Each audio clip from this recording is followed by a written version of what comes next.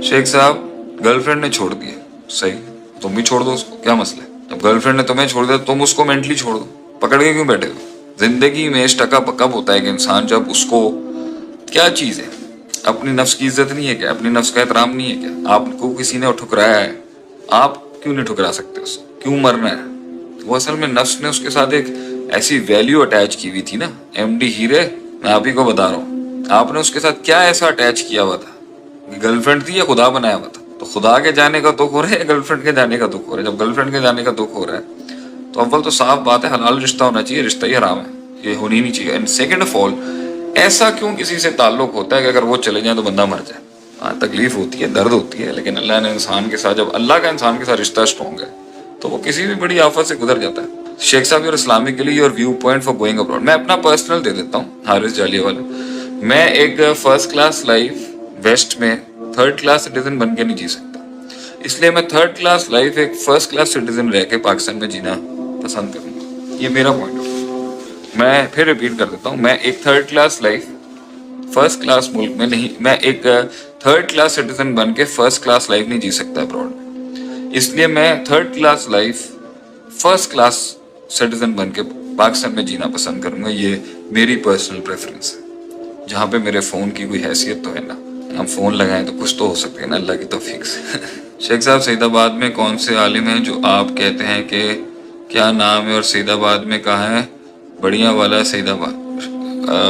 शाह बदुद्दीन राश्दी सिंधी, पीर of झड्डो, पीर झड्डो जिन्हें कहते हैं रहिमहुल्लाह अलैह, उनका मैं जिक्र बहुत करता हूँ सईदाबाद। सर, मुझसे फैसले बहुत जल्दबाजी में होता है, प्लीज एंड में ही करें। मैं जल्दी तुम्हें इसलिए, तुम्हें रिजल्ट जल्दी चाहिए, तो फैसले की जल्दी तुम्हारी नफ्स की जल्दी है, और नफ्स की जल्दी इसलिए तुम्हारा इल्म कमजोर है, और तुम्हारे इल्म के अंदर ये चीज आ चुकी है कि फट फट फट फट फट फट फट करके जल्दी इंकलाब आ जाएगा। ऐसे कुछ नहीं, अभी तूल ही जमाना, जब when life has to take long, तो तुझे जल्दी क्या है?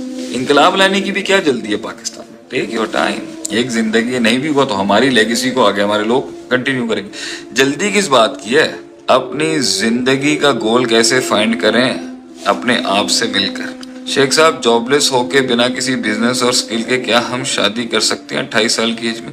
मसला नहीं बनना चाहिए, एज लॉन्ग एज आपका माइंड ठीक है। लोग क्या कहेंगे उसके हवाले से, ये सारे मसले हैं कि लोगों ने बहुत कुछ कहना है। तू कामयाब होके शादी करेगा या बिजनेस में रह के शादी करेगा या कुछ बनाने के बाद ही शादी करेगा, लोगों को फिर भी इशू होंगे आपसे।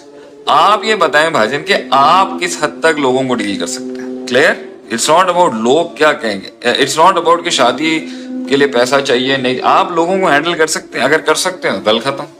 तो अपनी साइकोलॉजी मजबूत रखें ना। लोग है मसला, वरना कोई मसला नहीं है।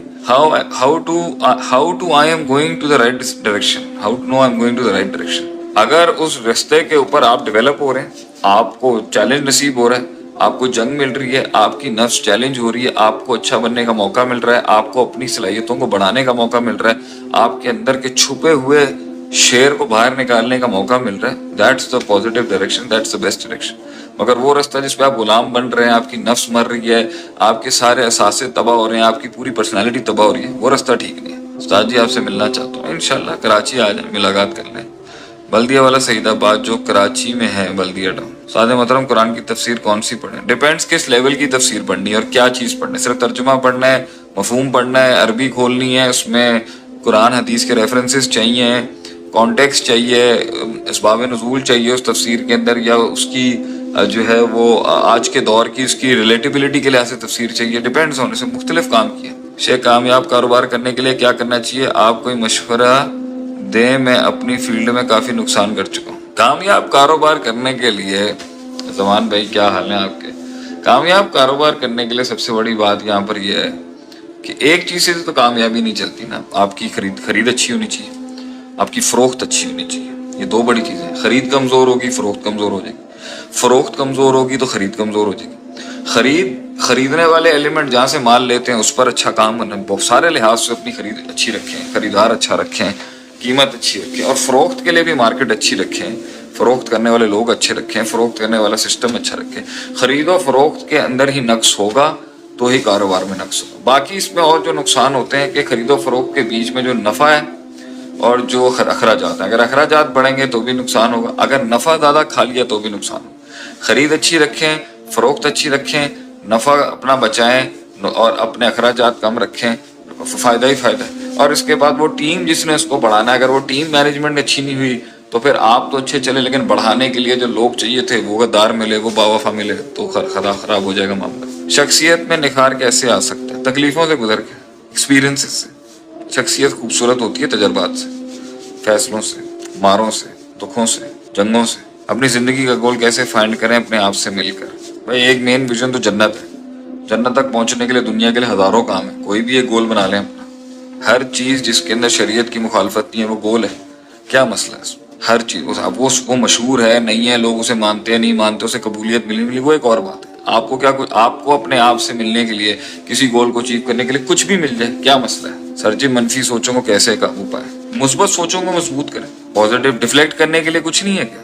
کچھ بھی اچھا نہیں ہے جدھر دماغ لگائے آدمی اپنا، صرف نیگیٹیوٹی ہے جو سوچنی ہے۔ شیخ آپ کہتے ہیں استاد کے بغیر ڈیپ ڈائیو نہیں کرنی چاہیے، بالکل ایسے ایریاز میں گھس جائے گا، باہر نہیں نکل سکتا۔ پر المدرار میں ایک لاک کھلوانے کے لیے سیشن کافی ہائی چارجز ہیں، کیا کریں؟ مینٹرشپ کورس آپ جوائن کر لیں اور وہ لوگ آپ کو بتائیں گے کہ وہاں میں اچھی خاصی کنڈیاں کھول دوں۔ تو باقی آبویس سی بات ہے کہ ایجوکیشن ہے، اس کا پرائس ہے، پلس اس کے خرچے بھی آپ دیکھ رہی ہیں، کہاں اچھے کاموں میں بھی ہوتے ہیں، کچھ ادھر ادھر ہو جاتے ہیں، تو دیٹس دا ریزن۔ مگر باقی یہ ہے کہ ہم نے کافی مواد انٹرنیٹ پہ فری بھی دیا ہوا ہے، اس میں کافی کنڈیاں کھل جائیں گی آپ کی۔ شیخ مستقل مزاجی کیسے ہے؟ اس پہ تو بڑے بڑے پوڈ کاسٹ کیے ہوئے میں نے، آپ کو مل جائیں گے آرام سے۔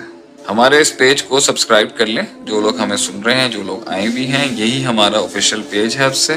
اسی کے اوپر مزید اپڈیٹ کریں گے، تھوڑا سا پیج اور اسپیس پکڑ لے پھر میں زیادہ اس پر اپنی پریزنس دکھاتا رہوں گا۔